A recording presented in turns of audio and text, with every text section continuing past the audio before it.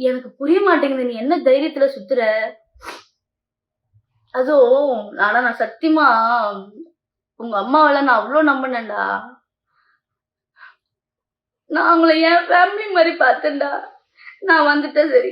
யாராவது ஒருத்தர் எனக்கு ஃபோன் பண்ணி பேசுறீங்களா? இல்ல நீ என்ன சமாதானப்படுத்தணும்னு ஏதாவது ஒரு ஸ்டெப் எடுத்து வச்சியா?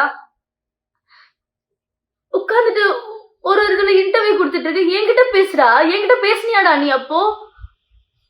ஏன் நான் எங்க ஷூட்டுக்கு போறேன், என்ன பண்றேன் உனக்கு தெரியாதா? என்கிட்ட வந்து பேசுனியா நீ? உங்க வீட்ல இருந்து ஒரு ஃபோன் கூட எனக்கு வரலடா. நான் வரும்போது கூட உங்ககிட்ட நான் எங்க வீட்டுக்கு கூட தெரியாம உங்ககிட்ட பேசிட்டு வந்தேன்டா லாஸ்ட்டா நான் வரும்போது.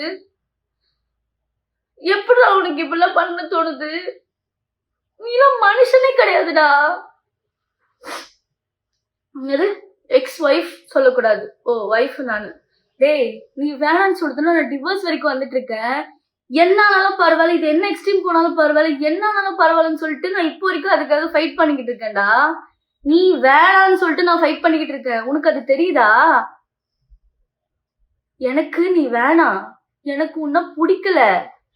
இப்படி ஒரு கேவலமான ஜென்மம் என் லைஃப் பார்ட்னரா எனக்கு தேவையில்ல. அதுக்கு என்ன கெட்ட பேர் வந்தாலும் பரவாயில்ல, என்ன ஆனாலும் பரவாயில்ல. இது வரைக்கும் நீ பண்ணாதது ஒன்றும் புதுசா பண்ண போறது இல்ல. உங்ககிட்ட என்ன இருக்கோ, என்ன ப்ரூஃப் இருக்கோ, என்ன நீ பண்ண முடியுமோ பண்ணு. சரியா? எல்லாத்துக்குமே நான் ரெடியா இருக்கேன். ஆனா நீ இப்ப வரைக்கும் திருந்தாம எல்லாரும் இன்னும் ஏமாத்திக்கிட்டு இருக்க பாத்தியா? அதெல்லாம் பார்க்கும் போதெல்லாம் என்னால முடியலடா.